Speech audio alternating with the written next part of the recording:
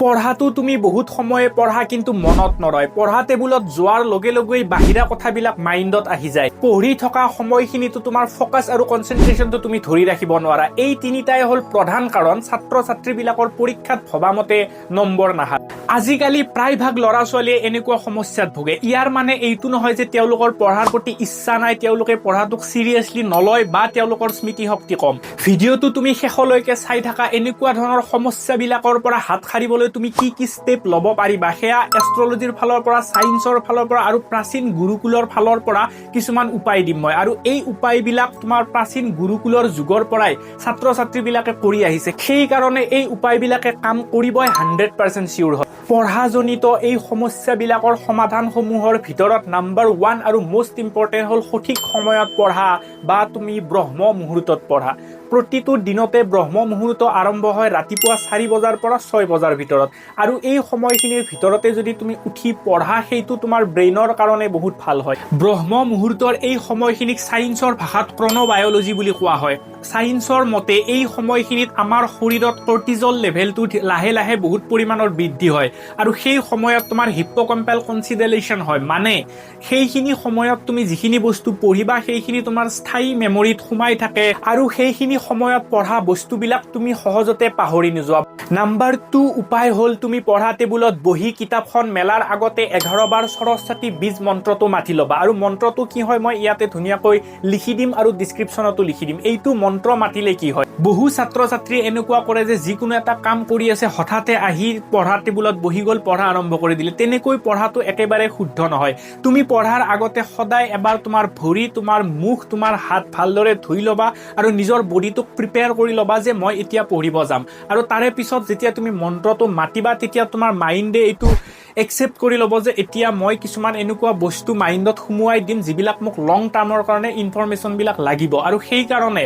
তুমি মন্ত্ৰটো মতাৰ লগে লগে তোমাৰ ব্ৰেইনটোৱে ৰেডি হৈ যাব যে এতিয়াৰ পৰা যিবিলাক ডাটা মোৰ মাইণ্ডত আহিব মই সেইটো সেভ কৰি ৰাখিম ডিলিট নকৰো আৰু 11 বাৰ তুমি সৰস্বতী বীজ মন্ত্ৰটো মতাৰ লগে লগে স্বয়ং সৰস্বতী দেৱীয়ে তোমাৰ ওচৰত আহি তোমাক আশীৰ্বাদ দিব আৰু তোমাৰ সেই আশীৰ্বাদটো বা ব্লেসিংটোৱে তোমাক পঢ়াৰ কাৰণে মনোযোগ আকৰ্ষণ কৰিব আৰু তুমি পঢ়াবিলাক বেছিকৈ মনত থাকিব নাম্বাৰ 3 উপায় হল তোমাৰ বুধ গ্ৰহটো ষ্ট্ৰং কৰা বা শক্তিশালী কৰা বহু ছাত্ৰ ছাত্ৰীৰ এনেকুৱা হয় যে বুধ গ্ৰহ মানে মাৰ্কিউৰি গ্ৰহটো উইক থাকে আৰু মাৰ্কিউৰি বা বুধ গ্ৰহটোৱে ৰিপ্ৰেজেন্ট কৰে বুদ্ধি পঢ়া পাতি নলেজ এইবিলাক বস্তু আৰু সেই কাৰণে তোমাৰ বুধ গ্ৰহটো ষ্ট্ৰং হোৱাটো বহুত ইম্পৰ্টেন্ট বুধ গ্ৰহ কেনেকৈ ষ্ট্ৰং হ'ব বুধ গ্ৰহটো ষ্ট্ৰং কৰাৰ প্ৰধান উপায় হল তুমি যেতিয়াই নতুন কিবা এটা লেসন আৰম্ভ কৰিবা সেইটো তুমি বুধবাৰৰ পৰা আৰম্ভ কৰিবা নাম্বাৰ 2 হল তোমাৰ পঢ়া টেবুলত কিবা সেউজীয়া বস্তু থাকিব লাগে বা তুমি পঢ়াৰ আগতে সদায় তোমাৰ ওয়ালখন মানে টেবুলত বহিছা আৰু তাৰে আগত যিখিনি ওয়াল আছে সেইখিনিৰ কালাৰটো যদি সেউজীয়া হয়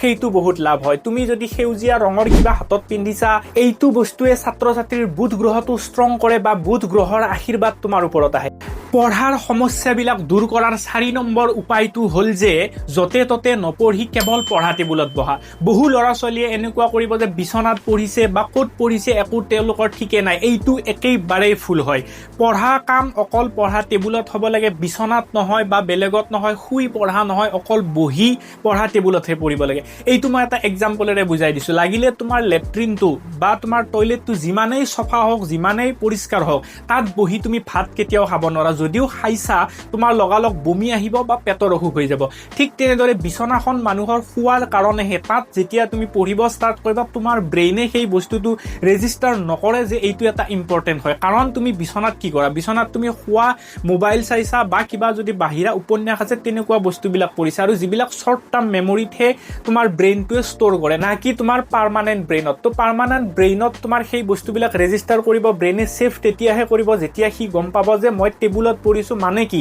টেবুলত মিন্স সেইটো এটা ইম্পৰ্টেন্ট টপিক হয় ইম্পৰ্টেন্ট বস্তু হয় যিটো মোক লং টাৰ্মত লাগিব নাম্বাৰ 5 পঢ়াৰ সময়ত তুমি মোবাইলটো ক'ত ৰাখিছা যদি তুমি মোবাইল তোমাৰ টেবুলত ৰাখিছা লাগিলে তুমি সাইলেন্ট কৰি ৰাখিছা ফ্লাইট কৰি ৰাখিছা সুইচ অফ কৰি ৰাখিছা বাট তুমি পঢ়াৰ সময়ত কেতিয়াও তুমি মোবাইলটো তোমাৰ নিজৰ ৰুমত নাৰাখিবা এইটো এটা কোৱা কথা নহয় ইউএছৰ সাইন্টিষ্ট টেক্সাছ ইউনিভাৰ্চিটি এটা ৰিসাৰ্চ কৰিছিলে আৰু সেই ৰিসাৰ্চটোত পাইছে যে যেতিয়া পঢ়া ল'ৰা ছোৱালীয়ে পঢ়াৰ সময়ত মোবাইলটো সেম ৰুমতে ৰাখে তেওঁলোকৰ কৰ্টিজল লেভেলটো কমি আহে, তেওঁলোকৰ মনোযোগ কমি আহে। সেইকাৰণে তুমি মোবাইলটো সদায় এনেকুৱা প্লেচত ৰাখিব লাগে যিটো তুমি ইচ্ছা কৰিলেই নোপোৱা। ফৰ এক্সাম্পল, যদি তোমাৰ মা দেউতা থকা ৰুমত ৰাখিছা য'ত তুমি এক্সেছ কৰিব নোৱাৰা, গ'লেও তোমাক মা দেউতাই সুধিব যে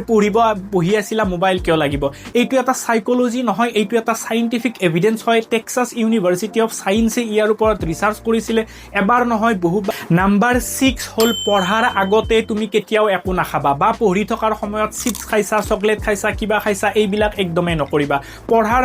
মাজত যেতিয়া তুমি খাবা, তোমাৰ ব্ৰেইনটো ৰিলেক্স হৈ যায়, সি তেতিয়া মেমৰিবিলাক ষ্ট'ৰ কৰাটো কমাই দিয়ে। ঠিক তেনেদৰে যেতিয়া তুমি বেছিকৈ ভাত খাই লৈছা, ৰুটি খাই লৈছা, কিবা খাই লৈছা আৰু তাৰে পিছত তুমি পঢ়িব গৈছা, তেতিয়া কি হয় যে তোমাৰ বডিয়ে গধুৰ অনুভৱ কৰে আৰু টোপনি আহি যায়। এইটো এটা চাইণ্টিফিক হয়। যেতিয়া আমি খাদ্য বেছি পৰিমাণৰ খাওঁ, আমাৰ বডিয়ে লগালগ ভাবি লয় যে এতিয়া হ'ল আমাৰ ৰিলেক্স কৰাৰ টাইম বা টোপনি যোৱাৰ টাইম। কাৰণ এতিয়া আমাৰ কাম কৰা, ৱৰ্ক লাগিলে ফিজিকেল হওক, মেণ্টেল হওক। পঢ়াটো এটা ৱৰ্ক হয়, সেইটো মেণ্টেল ৱৰ্ক। তো সেই মেণ্টেল ৱৰ্কটো কৰিবৰ কাৰণে আমাৰ ব্ৰেইনটো ৰেডি নহ'ব।